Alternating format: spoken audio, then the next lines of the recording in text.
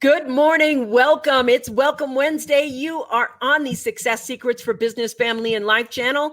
This is the Coffee Break Show. I'm Vicki Hellman. Today we have a cybersecurity expert. We have somebody from Red Clover, the CEO, and we're going to be talking about cyber safety, cybersecurity, and how to protect you and your clients going forward.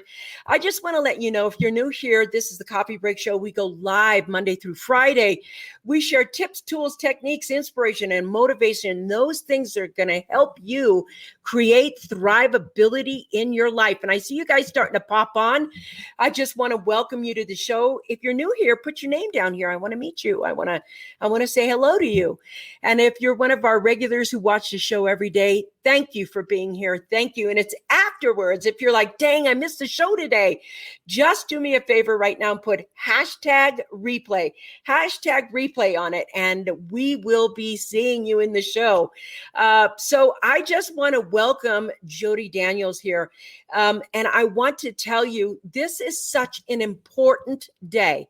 It is one of the most key important days you could ever be on this show. And the reason I'm saying this is because one of the most important things you have is your privacy. And the other thing that is important is the trust and privacy of your clients. And when you don't have those two things, you have no credit scores, no business links, no way to build your business. If people don't trust you, if they can't trust you with their most important information, you have no business coming on. So Jodi, I just want to say welcome to the Coffee Break Show today. Hey, nice to see you on, Lisa. Hi. Well, thanks for having me. I'm excited to be here too. I know. I'm so glad you're here. It has been, and I want to be really honest. I want to tell you why I want Jodi here. I can go over all of her accolades, all of her expertise, all of the Fortune 500 companies that she's helped. But I just want to say why I want her here. I've had my identity stolen at 23 years old. I've been hacked. You guys know I got hacked this year, and they took 40% of my portfolio. 40%. Now listen, it's not $40. It was 40% of the portfolio. And what happens when you don't have customer trust? What happens when you don't have your privacy? What happens? It has been a nightmare to navigate what's happening in the world right now, but especially with cybersecurity, because Jodi, I don't think people understand it. And I'm just wondering if you could just start with kind of a definition of why this is important and why do you do what you do and what got you started in it? Sure. Well, it's important for so many different reasons. And we're going to spend a lot of time talking today about the safety and the security part. There's kind of another side, which is also the privacy piece. And privacy includes security, but it's also the use and collection. So we go shopping at a site. We buy backpacks. It's back to school. So, hopefully you're buying a backpack. Maybe you're buying school supplies. We'll go with school supplies so that we don't have to upset anyone about in school or out of school. And, you're going to enter in your information. What is the company doing with it? So are they going to, they're obviously going to use it to send you whatever it is that you've bought. And then where do they store it? And who do they store it with? And are those people going to protect it? So we're going to talk a lot about protection, but then also what is the company going to do with it? They now know that you have school-age children. Do they share that with someone who's really interested in knowing school-age children? Do they sell that information? Do they market to you? Do they market with other people? Right? What is it that they're doing? That is the use and collection piece. That's privacy. And I do a lot about that. And the security part is the daisy chain, right? You enter data in online, and then there's this massive digital footprint that is capturing you and following you everywhere you go, every single thing that you do all day. And it's kind of important to understand, who are these people and what are they doing with it? And what control do you have? What information do you have? And how can you protect yourself from the bad actors? Because unfortunately, there's always a bad apple in a bunch. Yeah, that's the whole thing. Somewhere along the daisy chain, there is somebody. Now, I know how fast this can happen. I experienced being 23, somebody broke into my car, took a purse that had $2, 49 checks, and a social security card. They went into another state, assumed my identity, got a driver's license, took out loans in my names and things in my names and everything else in my name. And we don't realize how easy that is to happen online.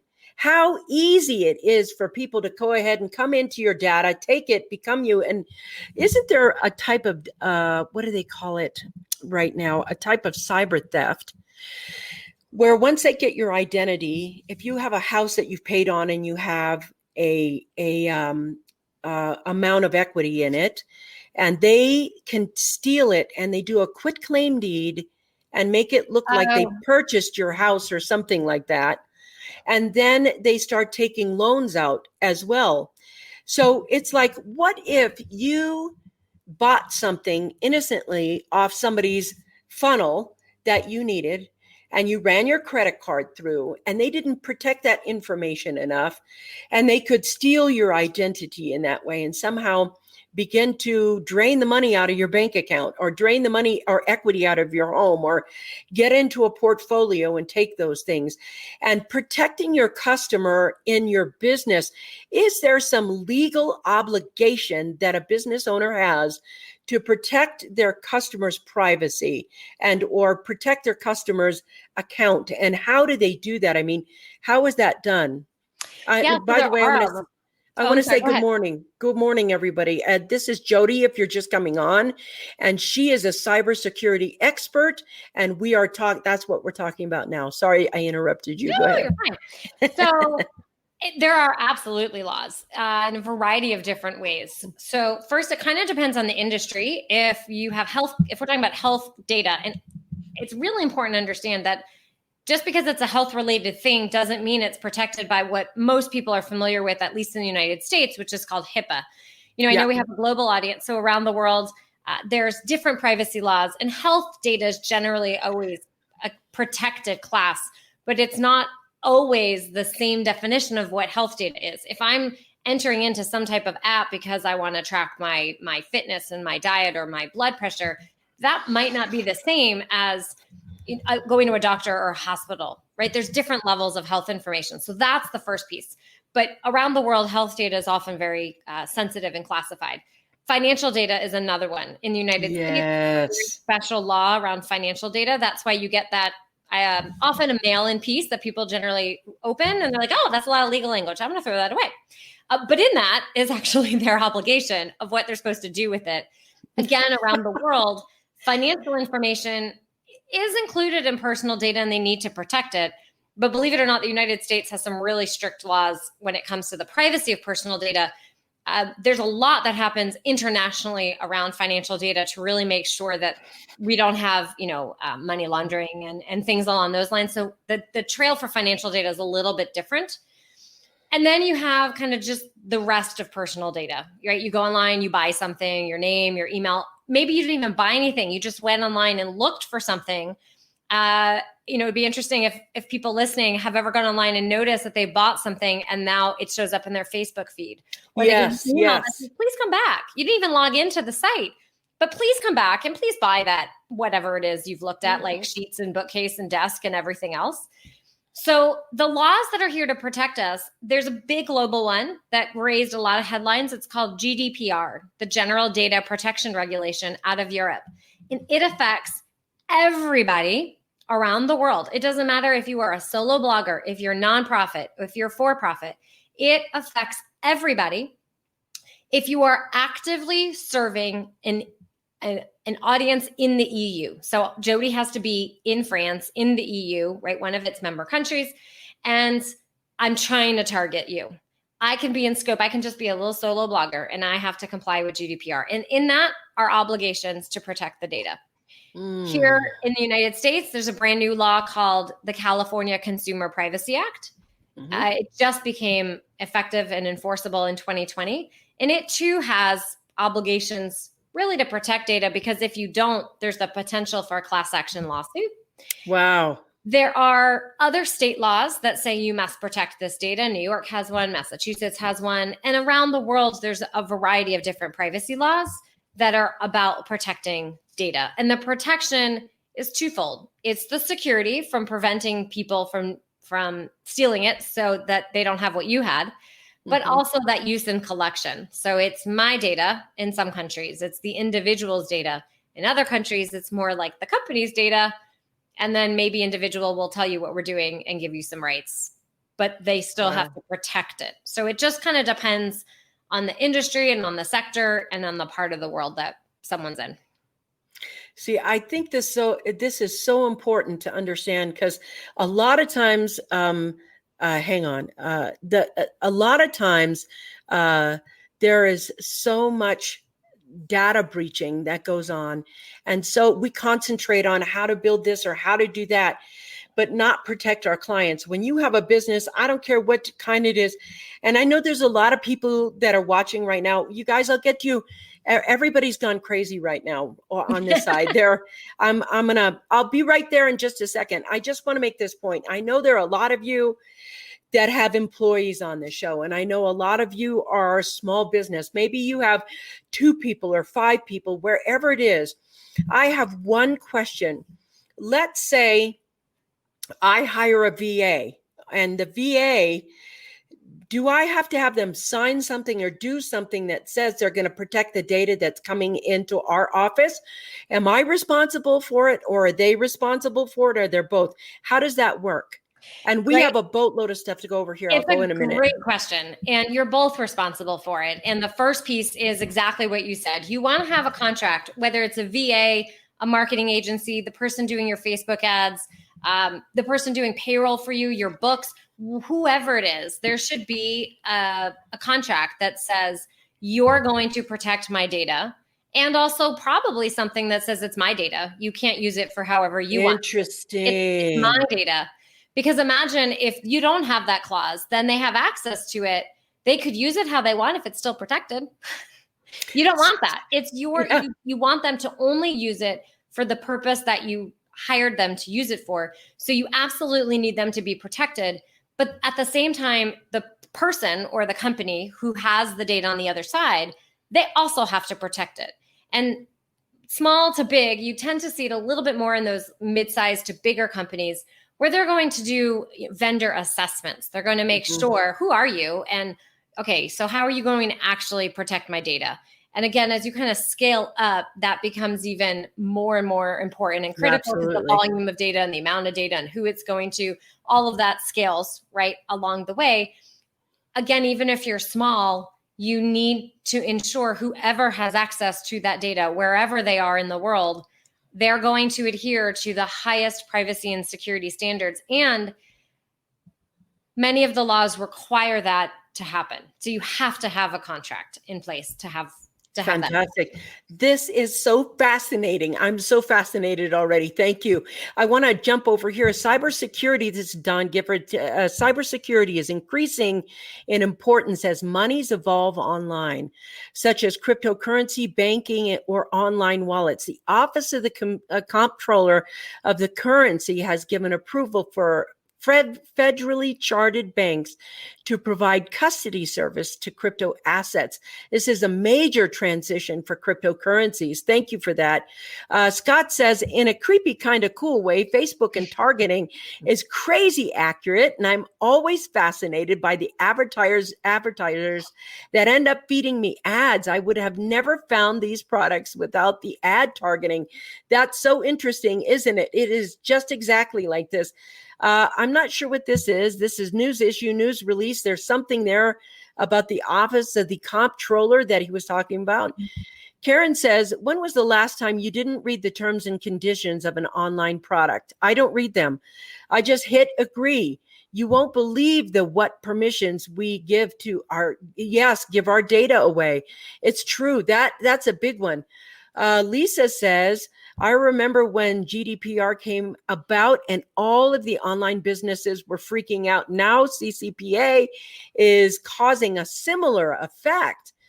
You guys, this is incredible. Robin says, that makes sense. Who has time to read the 40 pages of terms of service, and who can understand all the legalese? It's maddening. If you don't give permission, I can't use the app. own personal choice. Yes. Jodi, you mentioned the terms and conditions, Doc, that most of us just agree to. In my experience, if I choose no, I can't use the program. That's most likely it's true. And we probably give a lot of stuff away from there. I'm not sure who this Facebook user is, but welcome. They're very private. I'm working on a project called CyberCon IQ, focusing on the behaviors that compromise our data, because we know tech solutions are limited, but behavior provides expanded protections. Is that true? It's true. That's a really fascinating project. I'd like to hear more about that. So, secret Facebook user, feel free to find me and share more. I have found that to be true. More people are agreeing. Oh, it's Ryan. Hey, Ryan. Nice to see you, buddy. I knew you'd be here because this is like up your alley in geekdom right here. We're like, cybersecurity. But it's so important. It's so important right now. I can't tell you, I've been a victim so much. If I knew some of the stuff she had right now, I might be a little richer, because they got 40% of my portfolio and it never came back. Good talk. I'm protected more than most and thankful. Thank you. I want to continue this, guys. I know you're all in the conversation. Thank you for asking the questions and doing your thing. Fire away. But I really want to get down to some things. I'm like, okay, what if you're hearing this for the first time and you're thinking, what are 3 things that I could do right now that could just bolster up a little bit more privacy and safety for the data for my clients, and privacy policies on the site? What do they have to have in them? Yep. So the items that you want to do right away, and the fun part about this is it's double whammy, because it's going to help protect your personal items and all the things you need to be doing in your business. And they're going to sound super simple, but you'd be surprised at how fundamentally simple they are and important that they are. So the first is a complex password. And what I mean by complex password is I love coffee, pick your favorite number and pick a symbol, right? Pick a phrase, pick a number, pick a symbol, do some capitals, interplay where the numbers and the symbols go, but kind of pick a phrase as opposed to writing a complicated password down and putting on a sticky note and then putting the sticky note on your computer. That's not the best way to come up with a complex password. Yeah, but you'd be surprised how many people do the sticky note approach. I'm laughing because I'm one of those people, and I was like, okay, gotta stop. I hear you. But pick a phrase that's kind of meaningful to you, and then the next thing is to help you with that complex phrase. Try not to pick the same complex phrase for all your websites. Use a password manager. So I like LastPass. There's others like Dashlane and OnePass.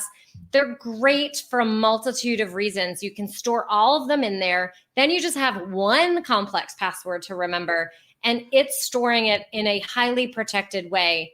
So you don't have to remember all of that. The other benefit, you were asking about VAs or other members of your team. If you need to share the password, you can share access to the account in those tools without actually sharing the password. So you have the ability to kind of grant the access. The password comes over encrypted in a manner that's going to protect you. So highly recommend a complex password, and then also accompany it with a password manager. So complex password, a password manager. We use LastPass. I love them. Yep. And third. So I'm going to make that number 1 because I have 2 other good ones. The other simple one, so important, is going to be what we call 2FA, two-factor authentication, multi-factor authentication. But there's so many places that people don't always think about it. So a lot of times people think of their bank. So, right, it's my financial information, right? 40% of your portfolio. So making sure that you can protect more than just your bank. Think about your email. Do you use Dropbox? Do you use Google Docs? Yes. Do you use Box.com? Your social media accounts. Put 2FA on your social media accounts, personal or brand. Do you want anyone hacking into your social accounts? And people do this all the time, both personal and professional. Wow. Put 2FA on that. Think about any of the cloud tools that you use, almost all of them, your accounting system. So if you're a business, making sure that you have, are you Xero or QuickBooks or FreshBooks or your CRM tools. any place that there is 2FA available, pick it and select Okay. it. You can use you can do the text code, but there's also authentication managers. Mm-hmm. There is Google Authenticator. There's some That's other ones right. like Authy. There's Ping ID. There's a variety of them to help you with this. And I'll be honest, it was a little annoying when I first transitioned to this, but now it's just a thing, and it's just easy to use, and I feel better protected. And I've done webinars with the Secret Service and other cybersecurity professionals, and they will tell you a strong password plus 2FA will prevent a significant amount of the bad malicious acting that takes place. Wow. So these two simple things, Wow. simple, are so important and so significant. And it's a little bit of a toss-up for the next one. I'm going to have to go with either phishing, really understand a phishing email and know what to look for in a phishing email. Mm-hmm. Subject line, sense of urgency, look at who it's from, the logo. Were you expecting something from this person? Is the spelling wrong? Really understand a phishing email. Phishing emails are off the charts right now. Given the pandemic of what we have, bad actors are like, oh, this is great. Everyone's home. I can pry for everybody. So phishing is going crazy. Be familiar with how to look out for phishing. And then the other is, because everyone's working remote, making sure that we talked about strong passwords. Don't forget about your router. Mm. So those will be that was like 4 or 5. I couldn't. Yeah, but that was really brilliant. And I know I started checking off what I need to do, what's already done. I was like going through my head. A 2FA authenticator. That was a powerful tip. That's a very powerful tip. I hadn't thought of that. Thank you for that. Yep. And you I got to also admit, about privacy notice. So I see there might be a couple questions if we want to address those, but I do want to make sure I come back to the privacy notice one. Yep. When we're ready. Yeah. So they already want to find out how they can connect with you today. We're not even at the halfway mark, and they're already like, how do we get a hold of her? This is the second one. So I want to just add, what address, how can they get a hold of you? And we'll pop it right in there so that they can be in contact with you. Yeah. So my website's real simple. It's just redcloveradvisors.com. And I'm easily found on LinkedIn as well, and Facebook. You can find me there. And then we've kind of put together, we were going to share it at the end, but we can do it twice. Why not? Some of these tips I've pulled together into like a remote work best practices guide. So I think we have a link. It's on my website, but it's, like / and 1,000 words after it. So, Karen, I think if you can help whenever you're ready to be able to plop that right in there so they can get a hold of you and talk about this. Let's see. I really begun using Safari browser strong password generator. I always then copy it, keeping it on a printed document or in the cloud. However, using the cloud still gives me pause. Yes, I would still do that. Whoa, you guys! Wow, Scott, I'd I recommend cannot keep up here. Still do that. Still use that strong password, but I would match it with a password management system, because if anyone ever got your printed document, now they have all your passwords. So, and while the password generators are in the cloud, they have been tested, and they really are still recommended by a number of cybersecurity professionals and individuals all the way up to enterprise companies really do use these password management. They're kind of the best that we have on the market. So I would recommend combining this awesome strong password, which I will still do, with one of those password manager systems. Brilliant. And even they have strong password generators you can use too. Just want to welcome everybody onto the show that's coming on again. We are talking about Cybersecurity Day today in a big way. Donnie says, thus the need for decentralized shopping experiences to protect your own data. Could you imagine if you were paid for your own data instead of private company profiting from yours? We've become monetized. Then yes, we have. That's the thing. The next transition will be personal monetization.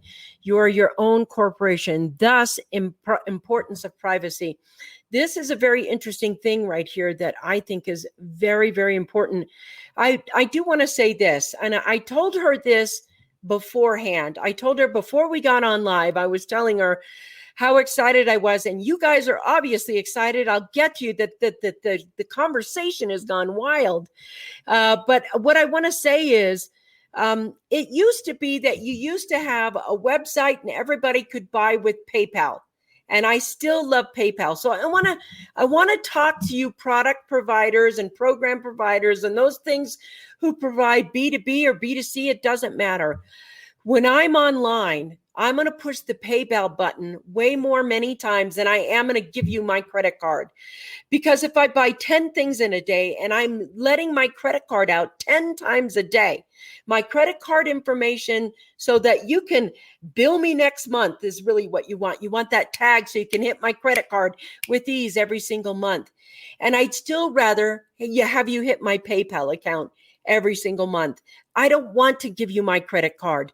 And so if some of you would go back to putting that PayPal option up, I would actually like that because that makes me feel safer as a shopper. I'm going to let you know that now. Let's see. Two-factor. You guys, I can't keep up. I can't even see where okay, here. All crypto entities will not even let you deposit assets without 2FA. That's correct. Be familiar with phishing scams. It is from someone you know is the logo in the alignment. Let's see, two-factor authentication and everything. It's a little annoying, but is a huge safety procedure. I don't think it's annoying. I feel safer with it. Remember to do it on your personal and business social email too. I like that backup. But no matter what you do, what Jodi's talking about is the future now. We're going to be doing this going on forward into the future. These things aren't going away. These are things that we have to adapt to and adopt for our own protection and our own way of being. This is something that's, really important. Yes, sometimes it's the littlest thing. The phishing scammers are really good at using urgency to divert you away from the time you need to take and to assess. I agree with that too. It's about integrating LastPass with what I already do. Slowly but surely, I've been implementing LastPass. Whoa, you guys, whoa. To what extent will blockchain support privacy? Good question. Is that something you can talk about? I had a conversation with someone about this on Monday. I think it was Monday. So days are all a blur. And, it's an interesting question. There's a number of people who believe that blockchain will help support privacy because it can take away some of the passing of the actual personal data. And it's, the ability to still share information between one or multiple companies, but in a more secure way. At the same time, it's not a widely adopted everywhere. People are still trying to kind of figure out where can I put it. The crypto world is sort of the first to adopt that. The advertising world is going to the point of the targeted advertising.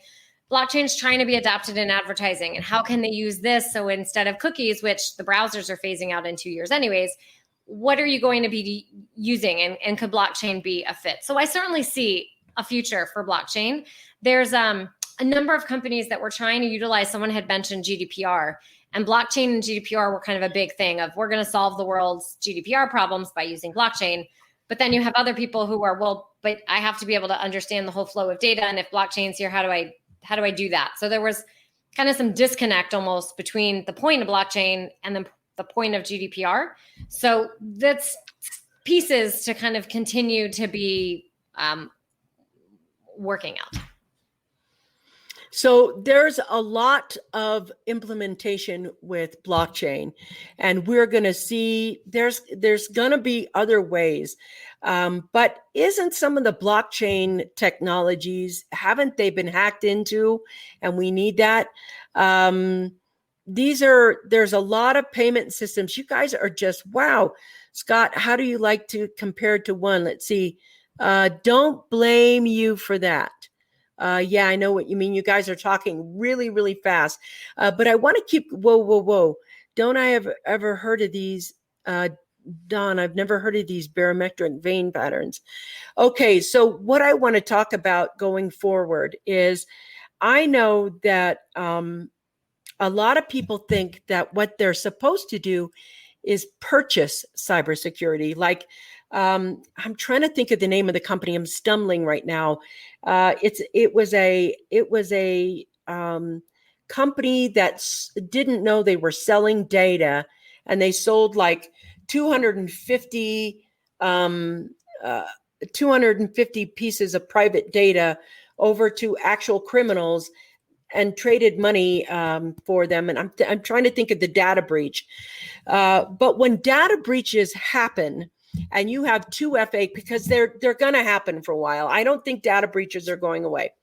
But then they send you the letter, we've been a data breach and you should change your password. But if you have that 2FA in place and there's a data breach, will that stop? Will that still protect your information because of the 2FA on the front end of it? Do you know what I'm asking? It's like if somebody is dumb enough to get data breached and your information is in that pile and it gets sold out. Right. So let's say that they got my name, my email, and my address. And maybe they got my username and my Equifax. Thank you.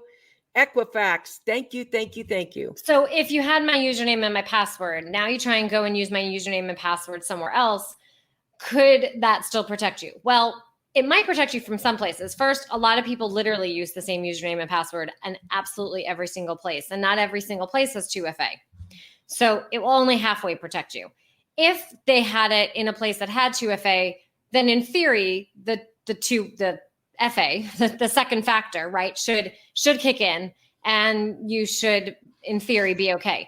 If I get one of those notices, I change my password. I don't really want it out there anyway. I just don't want any chances. So I always go and do that.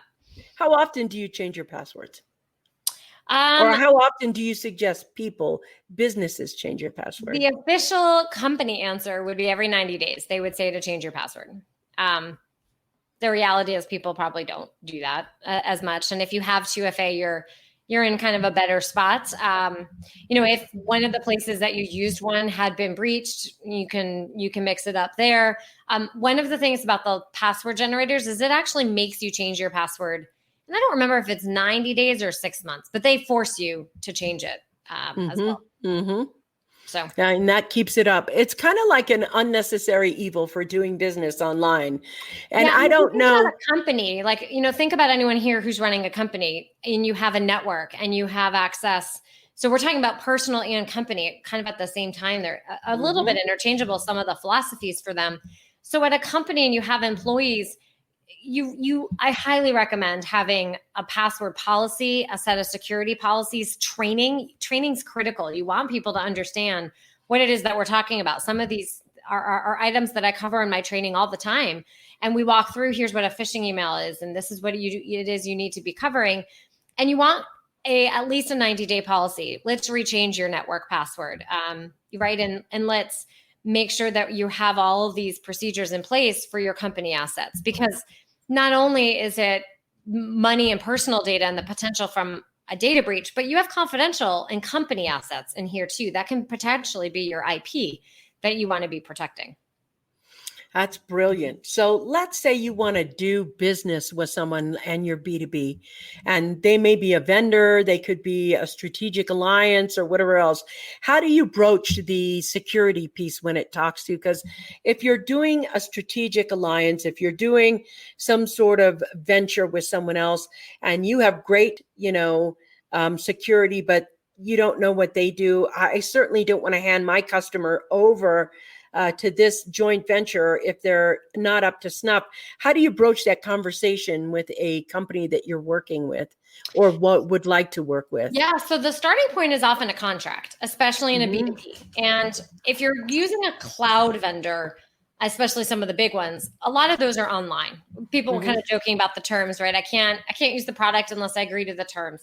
Well, for a lot of those, it's going to be online terms, but they're also going to have something called a data protection addendum or a data protection agreement. Kind of depends on the attorney, which A they used. And in that document, it's going to talk about the privacy and security requirements of the company with the data that you, the customer, are giving them. For companies not in that world, and we're just going to, company A, company B, we're going to interchange, then you're going to have a similar contract. And in that contract, it's going to talk about, I'm going to give you this kind of data. You're going to use it for these purposes. And that's it. And so forth. Now, if I'm global and I have data going overseas, I have other countries that I also have to consider in a cross-border movement. Yes. GDPR. I forget if it was Lisa or it was earlier. Someone had mentioned about GDPR and CCPA. Well, one of the flurries in GDPR is the cross-border movement. And how do I get data from Europe over to another country? There's only about 12 countries in the world that Europe says it's okay, you can go to without doing anything. They're kind of called adequate countries. Mm-hmm. And that applies to the security pieces as well. So you have to go through a series of steps to make sure that you're covered in that situation. And then what happens is kind of what I suggested before, which is you can start asking the company, like, no, tell me really, what policies do you have? Do you train your people? Where are what databases is all this information on? Is it encrypted at rest? Meaning I got it to you, now you encrypt it. Okay, great. How do I get the data to you? Do I just send you the Excel file and email and that's fine, right? Is my email encrypted? So you want to understand the type of data you have, how it's getting to the other side. And that's why the data flow is so critical. So we're talking a lot about nuts and bolts of protection, but you kind of can't even protect anything if you have no idea what data you have. So any company on a call, the very first step is to understand the data you have. It's a data flow. Break out your business by process, by function, finance, HR, core product, marketing, right? Whatever it is.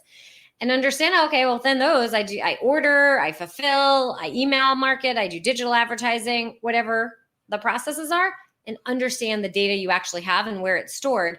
Then you can go back and make sure you have the right contracts in place and make sure that those vendors are protecting the data.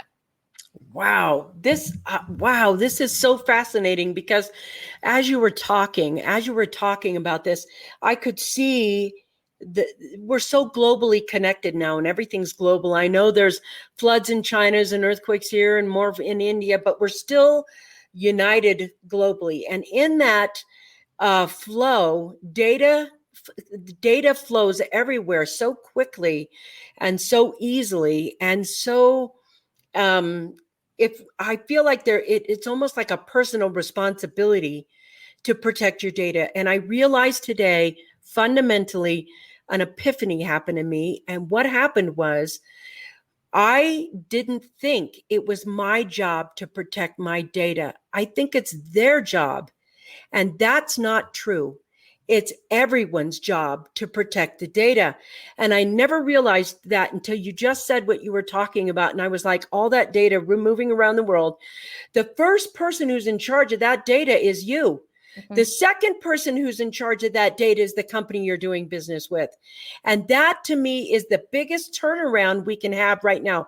The biggest piece of empowerment in today's conversation for me was that realization. I don't like it, but it's still the right realization. Thank you for that. That was so important. Once again, the conversation is absolutely off the charts. I can't even find you guys. Let's see. Glinda says, people relax when they say protected after being breached with a company. Thieves will not use when fresh on your mind, but like a year later, it's been sold on the dark web. That's interesting. So if they get your data, they hold it and then sell it later? Yes. So they could. They might hold it for a while and sell it they might also be holding out for, the highest bidder and things along those lines. So, we talked about 2FA, really making sure you also have alerts, basic alerts like on your credit card and things like that. And actually, if I can throw one more thing out there, it is not in my guide, but the other suggestion is to port. So people always say freeze your credit, right? So that's one. Freeze this might be more for the US audience. Freeze the port phone number change. So on your cell phone, right, you can move your number. If you want to go from Verizon, AT&T to Sprint or whoever you want to go to, you can port your number. Freeze the port so that it can't happen without your permission. I actually have a friend who works at Verizon who was their accounts were hacked, and they went through their phone. They had gotten the ability to port everything over. So we talked about 2FA, which they had all set up, but they had it all set up to their phone. And because they were able to access and literally move the port phone number piece, it was a big disaster. So call up your company and you can freeze the port And then however often you ever plan to change, I mean, like, I don't know, I've been with Verizon forever. So that one's probably not all that annoying if you plan on changing it. But then just like the credit, you call up and you can unfreeze it, right? So we have our credit frozen and we have to call up every time we want to go do something, and we unfreeze it with the 14 pins. Yeah. I have a security lock on my credit cards, and it only goes up to a certain amount. And then if it's over that amount, they text me and is this you? Did you do this? And if I did, I have to put the code in, and then, okay. Sometimes it's a pain in the butt when you're buying something that's over $1,000, but after being hacked and theft about 3 or 4 times, you start getting wise to it and thinking, well, this is it. I have an alert for every time there's a charge that I didn't physically give the card. Every time, whether it's $2, $5, or $100. So I see it every time. I don't have to approve it. I just see it. I get an email. So I got to get that. Or like a push notification. So I can just see, oh, it's $50 to the landscape people. And it was, $20 to the Thai food people, right? Whatever it is, I get that alert all the time. Love it. And someone did get my card. I don't know where they got it from, but because of the fraud alerts that I had on my thing, they asked me, was this me? I'm like, no, it's not me. And poof, I had a new card and nothing. Just like that. Just like that. Poof, new card, overnighted to my house. And I think one of the things that is so empowering about this conversation and enriching as well, because the more you do of what she says, the more of your money you're going to keep. Because, people, they are looking for that hole in the boat so they can drain your cash out. And so what's here is the things that you can do to empower yourself, to empower your business, to empower your customers, to make things safer for your business, because that is, this going forward is going to be one of the top concerns in the world is cybersecurity. It is going to continue to be that for a while. Let's see, you guys, I can't even keep up. I'm just going to kind of go through this. Oh my God, Vicki, that's so true. You are the first person in charge of your data. Yes. And I never realized that until this conversation. I've always thought it was the responsibility of the company, of the people who say they're going to save and it's like off my plate. No, it's never off your plate. I want to thank you for that. And Vicki, hey, can Anna, I add nice something to see you on. Can I add yes, something please. to that? Mm-hmm. So, when you go and let's just use the online exchange, right? I'm going to go somewhere, I'm going to buy information or buy something online. I give them all my information. We do expect that in that transaction, I expect that I trust they're going to give me my product. I trust that it's going to be a great service. That's why I bought from them. Mm-hmm. I also trust that you're going to protect my data. So I do expect, I've gone through my mental list, kind of like you. Wait, you don't have the PayPal button. Are you a secure website? Who are you? Can I trust you? You've gone through that mental list and you're like, okay, I can trust you with my credit card. So I'm going to give you my credit card. I don't like it. You didn't have my PayPal button, but I'm going to trust you with that. So that's the process. There's an element of trust that's happening in that conversion and that piece. So now I buy it. You send me my thing. I love it. I'm happy. Sometime later, you get hacked. Who am I? And whoever hacked you is, some service provider that you had, or like a backbone. It's happened to me. Who am I, the customer, mad at? Am I mad at the people that you had? No, I'm mad at you. Like the trust is violated in you. That's right. Now, it might not have even been your fault. It really might have been these other people, but you have to now, how you communicate to me, you have to earn my trust. You have to make sure it's, we vetted these people. This is XYZ of what happened to them. This is what we're doing going forward. We're going to make sure that we're all okay. So you still have to earn me. Now, it might be a little bit easier depending on the circumstances of what happened, but that element of trust and that PR, that we kind of started the conversation with about customer trust, it's so important because this is where it shows up. I'm buying from you and I expect you, the company, to have done your due diligence. And look, a breach is going to happen. It is hard to perfectly prevent. Yeah. But you want to make sure you've done all that you can, and how you communicate it to me is going to be equally important. Doing nothing and like, oh, well, it's their job. This is what she said is so important because I've been a victim of just that thing. I hired somebody to do something on my server, on my website. He moved my stuff from my website over to his server. His server was unprotected, literally got into mine, took a lot of money out, and also into Bluehost. I was telling you this beforehand, took down 2 of Bluehost servers as well, 2 servers before we found what was going on. And it took us a lot of time, and I was out of commission, losing money, losing sales, customers going, where are you? I can't get into your site. And these things happen because we don't take these precautionaries. That was powerful, what you said. And freeze the port. Yes, I agree, Robin. Whoa, that I never thought of that. I didn't either. Glinda, since I help others with identity theft, I do have horror stories. So sad. Glinda, that's so interesting too. Yes, alerts work really well. We have those, and I'll tell you, those alerts are, even just having Google alerts is good for you, so you know what's going on. Freeze your port on your cell phone. It protects your cell data and everything else connected to it. It is free. Just call your self-service provider. You guys, thank you for putting this. Oh my gosh, you guys, I cannot keep up with this. And talk to her. I'm going to do one more, and then I think I'm going to, let's see. My bank has saved me a couple of times when I thought I was gone through the vetting layers of okay to share my credit card data. And then the bank was triggered and wouldn't release the funds. Initially annoyed, but overall grateful. Thank you very much. I really like that as well. So you guys, I know I'm looking to see, I see all you guys talking so fast.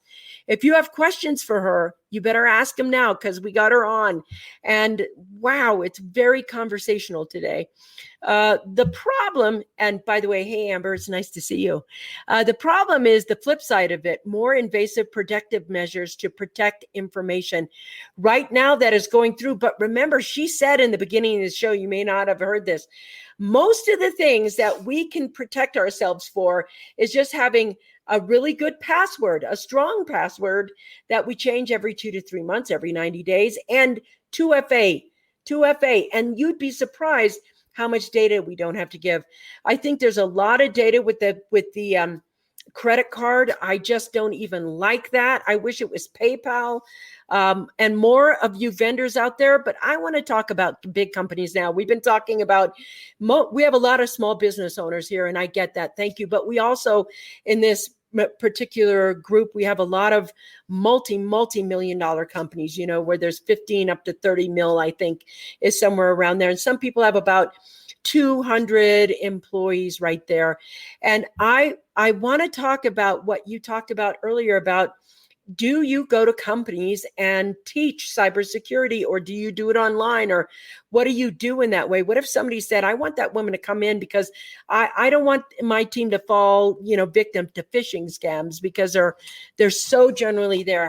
What do you do? How do you do that? Right. So a couple different ways. When we used to go in places and see humans, we did in person workshops. But there's also a lot of off the shelf training that exists. That's wonderful. There's a number of different ways to kind of tackle training.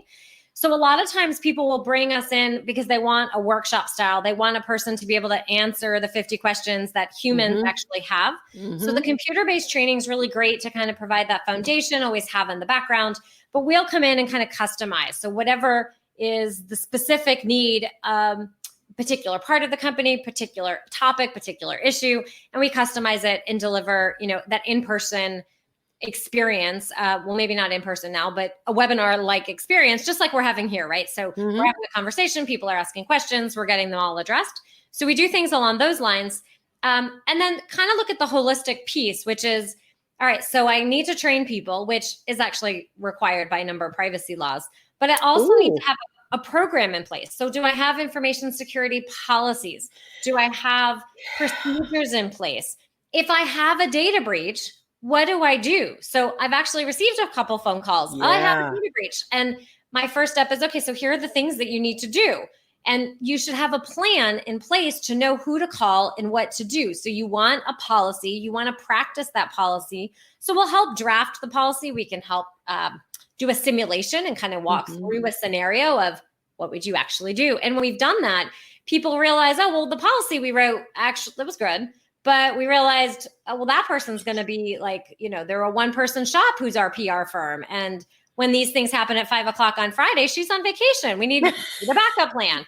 Oh, wait, I don't know who the right attorney is I'm supposed to call, or I need a forensic firm. I don't have that. So what we go through and kind of look at the holistic program, and then it ties into the privacy piece. So you were asking about privacy notices. There's a number of very specific requirements you need in GDPR and in CCPA under Canada's laws. And so we make sure we go through, we understand the data. The first piece I've mentioned a few times, you have got to understand your data. I can come in and train your people, but it's only like half good. No one's nowhere to protect anything. So I've trained them really well on passwords, 2FA, and phishing, but no one knows how to actually, you need some security folks to protect the actual data, and you can't do that if you don't know where it is. So first, we help you understand where the data is. Then we help you write the privacy notice. We help you write the actual policies that you need so that that employee knows, oh, I can do this, I can't do that. They told me this password thing. It's kind of like an employee handbook.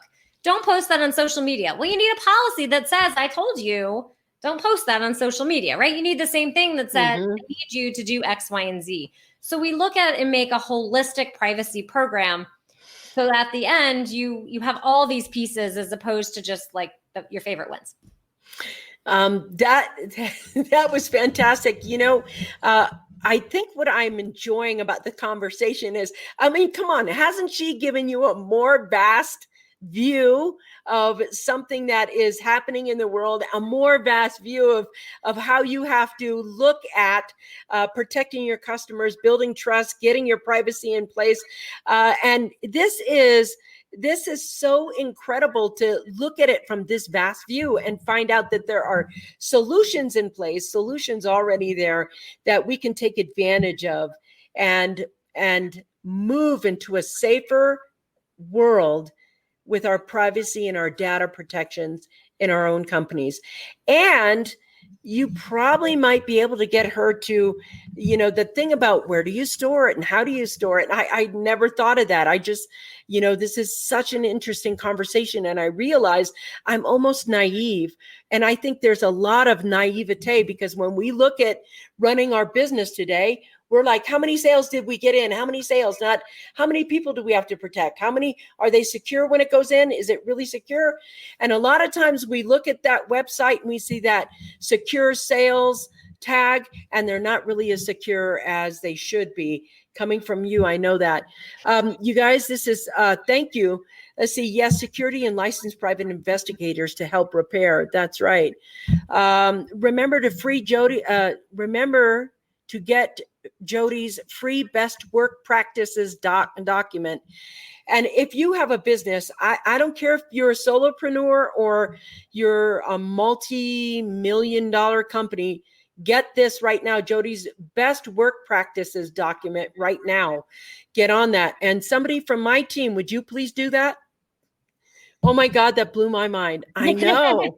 I have so much work to do. I know. Didn't your mind, your little vision just went, oh my gosh, this is really big. Huge gets from today's coffee break show. I hope so, because it's not a matter of if, but when it happens to you. Yeah. This is a thing that you have to do right now. Tell me, how many companies get hit? Do we have any data about how many breaches happen or things like that? So I don't have handy the number of breaches. There's a huge number, but the one stat that I do have that will resonate with people is 2/3 of small, medium businesses will have a data breach.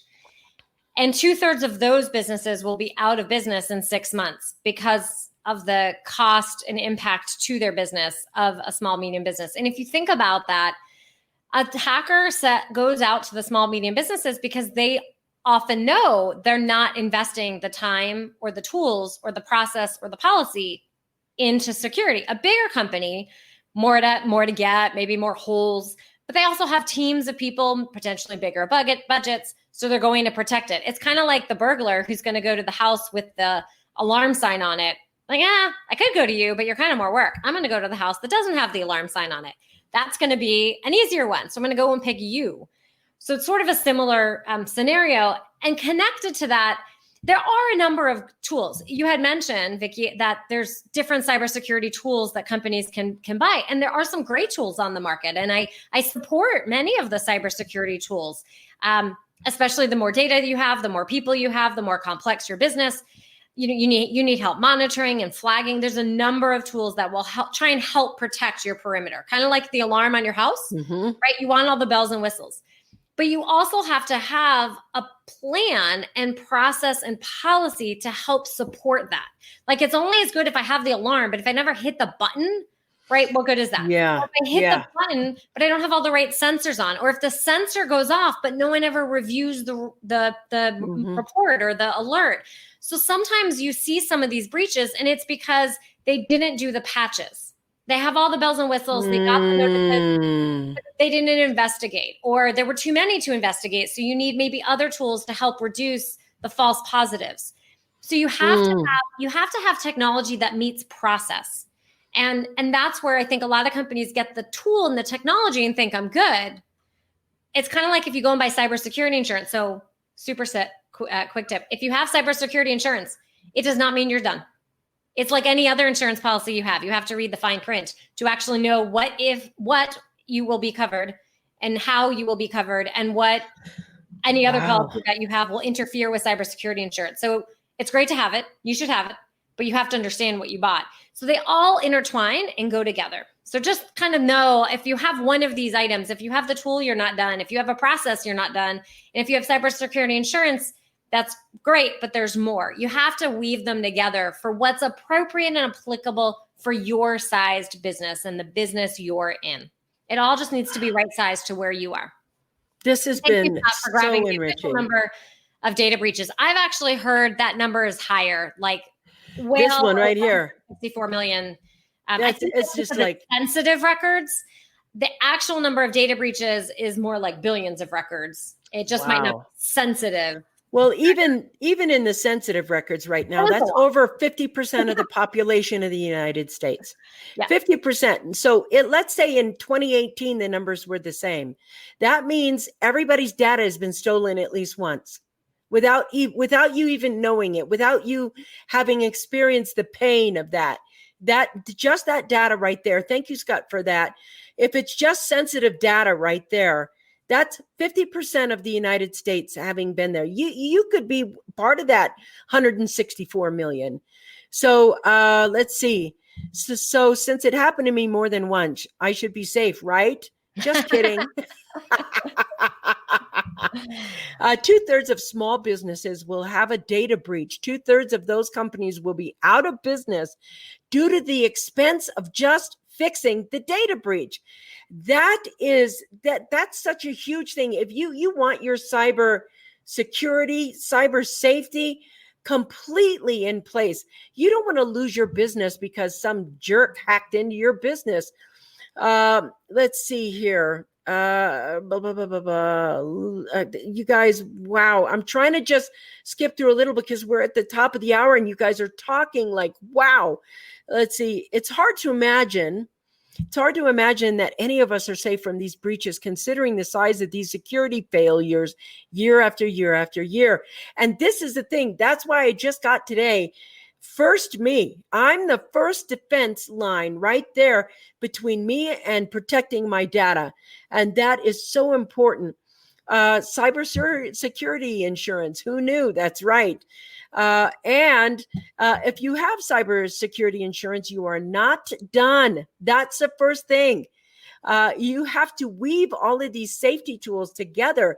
It's like now cybersecurity should be a department in every business that does, I don't know, probably 400,000 or more a year. I would say if you do 100K in sales, you need to have a department just for cybersecurity issues. And yes, a decentralized internet protocol seems to be the ultimate and only answer for these security issues. I don't know. I'm not, heavy on both of those. Jodi, they're asking if you would talk about synthetic theft. I have to be honest. I'm not sure I'm going to be the best person to be able to talk about synthetic theft. So I'm going to have to defer. Glenda, maybe you have more info that I'm happy to talk about. But I don't talk about that one too much. Synthetic identity Oh, theft is a type of fraud in which a criminal combines real and fake information to create a new identity that yeah, you may be the face of, I think. right. Is that what you're So I talking don't think I about? had heard of it quite. The phrase, I think, caught me off guard a little bit. You know, what's interesting on this is if I create a new identity and I'm able to use that, you kind of have to go to the companies that are using this information and how you're verifying. So if you're a verification service, you have to be understanding how are you, like, what is the verification that's actually happening? And there's a lot of other companies that are out there that are in the verification business that will be able to piece together multiple data points to help prevent that. And kind of going to, much like you would do, wanting to review your credit reports and things like that. And Glenda, you're talking about 2-year-olds getting breached, no and safe. So my 1-year-old, I remember we got a letter from a doctor's office that she had, and right, literally she's 1 year old. So is reviewing your credits report, or your kids' credit reports, and you can also freeze those as well. Oh, nice. To try and help prevent that. So some of these things, to Scott, your point, it is very challenging to be able to prevent everything when you have all types of companies collecting and using data. And we only have so much control, right? We can only kind of do a little bit. But if we all do our part and we all try and push on companies and explain to them, shop with your wallet, right? Shop where companies are going to take it in a secure fashion. If you're the victim of a data breach at a company, let that company know, be vocal about it. So, it sounds like we have a lot of advocates here to continue to advocate, whether it's in your industry, associations, your legal and political system, to pass the laws that you believe are necessary. It's kind of top down and bottom up to be able to help solve the problem. But it is here to say, and it is truly a global problem. Yeah, it's a global issue, and I don't see it going away soon. So I think that the things with you that you've shared today, totally, wow, completely mind-blowing and enlightening. And right now it has created a fever pitch conversation. Yes, Jodi, because by the time they get into college, they find out that they bought a home or two. That's right. And, a lot of people, this is going to be going on for quite some time. Like this, my son's Social Security was hacked into it at 18. It took him 10 years to get it fixed. And the issue is that it's so, this is what I feel right here. Thank you, Jodi. Thank you so much. Thank you for being here. Thank you for sharing yourself. I just want to say, if you are a company and you're listening to this, and you are serious about getting somebody in there to talk to your people and you finding out how you can shore up your data security, you want to get a hold of Jodi right now. And the link is in the description below. Karen, would you put it up one more time for us so we can get that? If you haven't gotten her freebie, go get that freebie. And do me a favor, Karen, would you put that link underneath there so that you can go ahead and take a look at your security needs for your business right now. Don't be fooled. If you make $50,000 a year, you still need cybersecurity. You still have clients, you still have customers, and you want to be able to protect those. If you have employees, you want them to know how to protect your business. And that requires that you have some education pieces and know-how and a system for cybersecurity in place. Just such an incredible show. Thank you for sharing so much of yourself on our show today. Thank you for being so generous with your knowledge. Listen, I told you guys, didn't we? I told you I was going to bring you what you're going to need for that post-pandemic economy. She probably gave us $10,000 worth of information for this hour for free, just for that generosity, and then decided to give us some free stuff. Awesome info. Thank you so much. Here's where you can get a hold of her. Here's where you can go ahead and hire her. Here's where you can take the reins and of your company and say, I'm going to add this into her. And then all I need is somebody to pop up that thank you. Thank you. Let's see what we got here. They don't want your money. Sometimes they want your identity. That's true. You got to protect that as well. Get that freebie on her site right here. Just go to Red Clover Advisors. And here is the whitepaper.com for the remote working guide. We have there's everything in there. And maybe I could even persuade her to chat with you guys on the Facebook feed, because man, I haven't even gotten to 1/10 of the questions here. I want to thank you for being on the Coffee Break Show with us today. Oh, it's my pleasure. Thanks for having me. It's very really buzzing. fun to have so many insightful questions. So it's so Scott buzzy. And Lisa and Glinda and Don, thank you so much. And Karen and Robin, really, I enjoyed it. Yeah, it was really fun. Thank you, Scott. Thank you, everyone. Tomorrow is going to be Thursday, and I know you're going to be wanting to talk about this today, and we will again. Thank you very much. I'll see you guys tomorrow. Mwah! Peace out, everybody. Now, I don't know what you're waiting for.